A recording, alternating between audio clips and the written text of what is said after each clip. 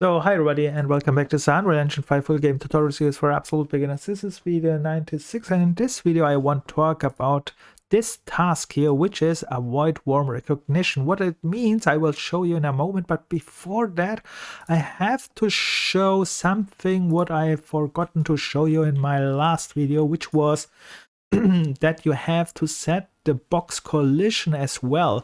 We created here in my last video this box for this tentacles, and of course after you created this one, select the box collision here again, go to the details panel, right here collision, and then check if this generate overlap events is ticked, because we want to use the generate overlap with our character. And it's also important, set the collision preset only overlap pawn, which is our player character, which means it reacts only when we are overlapping with our character. And you can see our setup here, this overlap which we made in our last video is casting to our character to check, and that we want. All right, that was it for this little correction. And now in this video, back to our topic again. Like I said, it is avoid worm recognition. But what I mean with avoid worm recognition, let me go here, play this fast and show you what I mean with that. So here the worm is coming again, and then what was that? You see on the left side these numbers. These are my footsteps, which we calculate. I already showed you this in one of my videos, but important is after the number 40, the worm here is coming out. So I set it when I have 40 footsteps, it will come out. And then the problem now here is on 45. Here you see now it's 45. When I step one more, the worm will track me and kill me. This is one option. Or if you have this pistol here, I can't. Oh, I can. If you shot here and I have not set it up, it will also hear the shot and track me and kill me. And in this video, I will show you how we avoid this. So what I want to mean with that is you need, for gameplay, so we will do something like this. So we grab the stone and we set the stone as our distraction, right? In our last video, in one of my videos, I explained it so that when I throw the stone here, now the worm is going here, and in this time I can run. You can see the counter is still counting, but the worm is distracted and goes here first to this check place. And that is the thing what we are doing in this video. And if you are not throwing a stone, so with other words, if you are not distracting the tentacle, then this happens. So now I distracted not, and you can see it's coming after me and I'm screwed. Of course, there are some other things which we have also additionally fix is when it comes after you, you still can grab a stone and throw, and this will has to be fixed that you are not able to this. With other words, we have set up conditions, but this kind of stuff we make later. We make now just a basic setup now. Okay, let's get started. And I'm going to create this basic setup with a gate. And how will this happening? Let's get started and then you will see it. So, but before that, let me show you this counter again, because this is very important. So you can see the switch we already made. This is our footstep counter, and I said when we have 40 here, it goes down and then it spawns our here all these tentacles. That was that of one of our videos. But important is after 45, I said that now it is possible that it will track us. And this here, I made this one here. That's not very important. I think I made testing again here a little bit with, yeah, this is just testing. Important is here, I made here just a variable, which I show you in a moment. And then this variable is activating here this branch, which says, okay, if you are true, then we are going to this gate. And this gate node is very important. You should read this in the documentation what a gate node does in detail. I go not too much in it.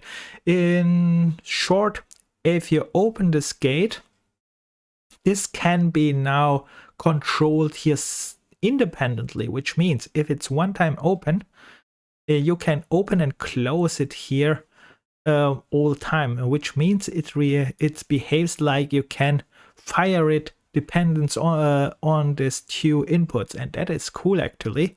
But yeah, can cause also problems because we start to try to something like parallelism, which means parallel work threading, that can cause problems. We will see if we get problems and then how to solve these problems. But yeah, let's get started. So first of all, we start here back when we go, before we go here to our food counter, right? Here's our food counter. Here is our input. That was our input here. You can see when we put forward, then yeah, all this input stuff. And then I created first off a sequence, right click, write sequence, or you make perhaps the shortcut S works too, I think. Yes, you can press S and then mouse click, it's also, and then you have the sequence. And the reason why I'm using a sequence is because this one here will be triggered all time when you make here a movement, right? So if you are not moving, this will be not triggered, but if you are moving, this one will be triggered probably, and then it will check our condition if we can activate the gate. So this is the thing. And then let's go here to this activation port. This is again probably more a test, but it works for our test purpose. Later we will optimize this and make it right. But right now, after a step which you want, and you see I'm not going to use 41 immediately, and the reason for that is sometimes there can be fast steps and then it's too fast and can cause problems. So I make here a buffer so that we can, after 45 it's activated, and then I created just a variable. So you go here on the right side, go to variable, create a, I write it test, but you write here it right. For example, in my case, I wrote it here, avoid warm recognition. So after you created your test, compile like all time. After you created a set it to Boolean. And all time when you set a Boolean, it's very important that you set the start point, which means the start condition more correctly.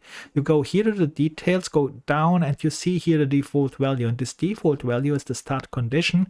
And here it is not clicked, which means it starts with false. Clicked means true. So that's very important to know about this. And then now, after you created your sequence, let's create it here from start again. You go and get your variable which you just created. In my case, it's the test get. Right click, write a branch again, or you press just B again.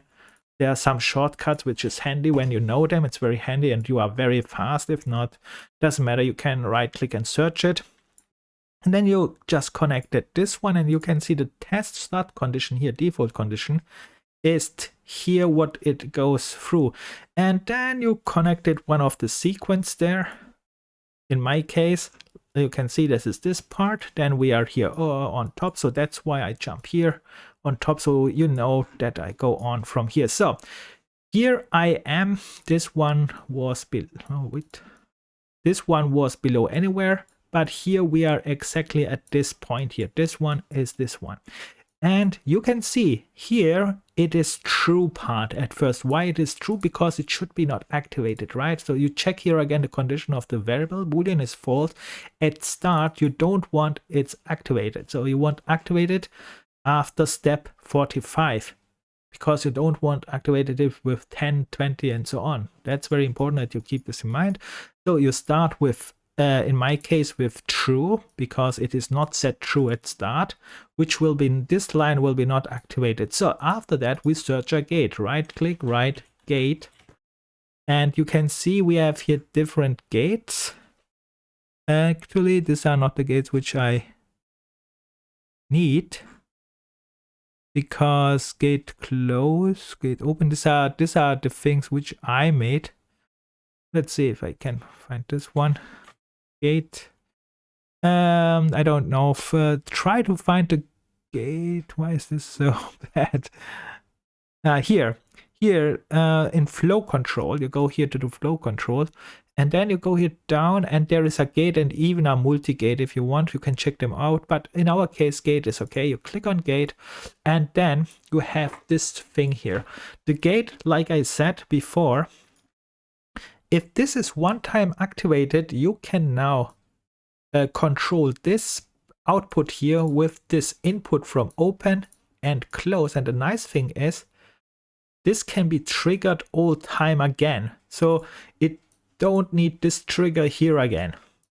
I think so, at least. I'm not so sure, but I think it's not, it doesn't need it. So anyway, after this one, it triggers. We have now to create here events for open and close. I made it very simple. I called it just event open, gate open and gate close. So you make your right click, and this time these are custom events in my case. Right, custom event, add custom event. The first one is just gate open. Because I already have one, let's call it open this. Here I called it just gate open, that's why I can't use it a few times. And then you connect it just here. And the other one, you can make this again, custom event, add custom event. Here, this one again, like old time, and call it gate close. This. All right.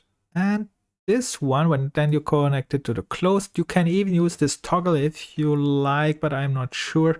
Right now I want to use this one because I want just more specific. Then this one is also very important. You can see the last one, start close, which means how you want start this gate.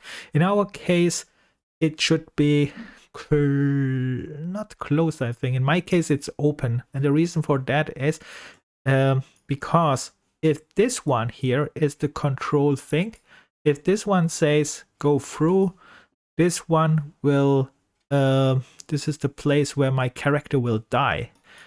That's why I make here start open, which means when this one is triggered, this one here will activate it automatically. And the other thing what you see here is already what we did in one of our other videos again. You can see this is this walk die animation. This was made in one of our other.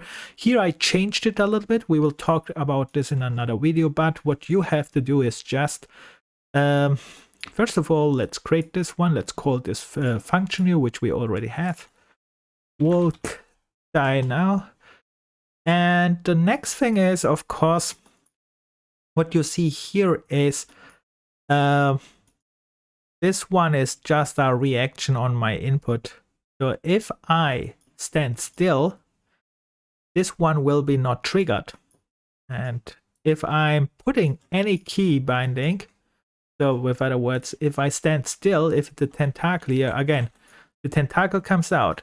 Let's say I'm after 45 and I stand still, the tentacle is not aiming me. But if I start moving here, then it realizes me and then it will kill me. And yeah, this is this part here. So as long as we stand still, it still can't kill us immediately. And how we make this, you can see I make again a branch. Let's do this one here.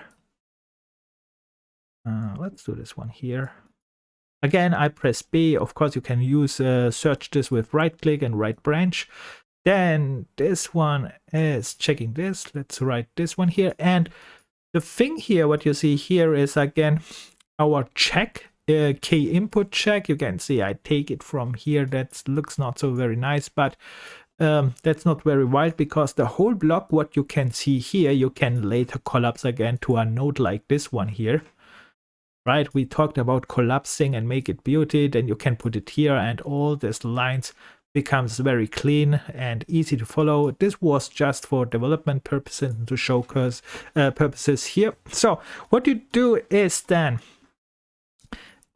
this one, like I said, should react on input, and the input you take from our input section here.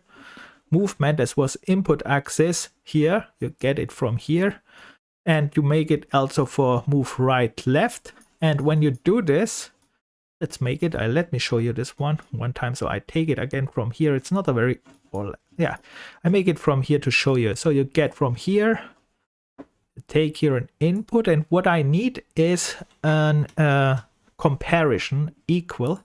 I say, okay, if this one is equal to 1, and again, this, I think I talked already about this input. They have all times 0 or 1 or -1 as values, and 0 means no movement, 1 means movement, and -1 means backwards movement and something like that. If you have this one, you check this one. If this is 1, means, okay, my input is pressed. And then you say, okay, you could this one theoretically connect it here, but the problem is this one would only check 1, right? You can see this one here, but we want not check only 1. We want check more than 1, which means I need 1, I need -1, yes, I need 1, I need -1, which means backwards, and the same thing for right, left. 1 is right or -1 is left, don't know, but you have to check all the 4 conditions, and to do so, you make this one, and then you need this OR. Let's make here our OR. Let's write OR. This is our OR Boolean. All right, we click this OR Boolean. We disconnect this one here, and then you see, oh, wait a minute, this OR Boolean has only few connectors, right? So you get here again, this one here. You would connect it here for, oops. Not this way. You will write here again equal again from the same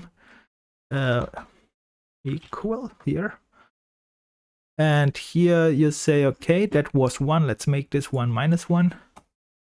All right, and then you check this one here.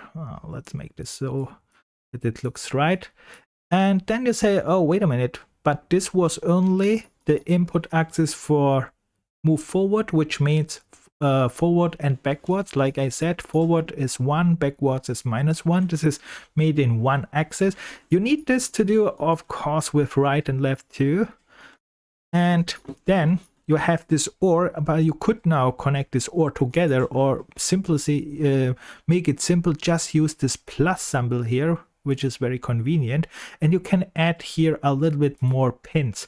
In our case, we need 2 more pins, so you would go here, just get this one from here, and do the same here again. You write equal, and I think you get the idea. This is 0, connect this one here, and you make this one again here for -1. So, and after you did this one here, connect this one, after this one you would connect this one here. So I hope this makes sense. It's not difficult. Here I did it. It should be this one. And like I said, don't worry about these lines here. You can collapse this whole thing here to a function or anything, and then make these lines here very, very easy and very visible. So with that said, this is the first part of this one, which means this one will not work right now, because like I said, we need, of course, call these functions, these custom events, and that's one I want. This one we will do in the next video, or it takes too much time. All right, so let's compile this, save this, and in the next video we will continue from here. So you can see that should be working. So, and like all time, if you have any questions or any comments, write it in the comment section. See you in the next video, and like all time, have fun and never give up. Bye.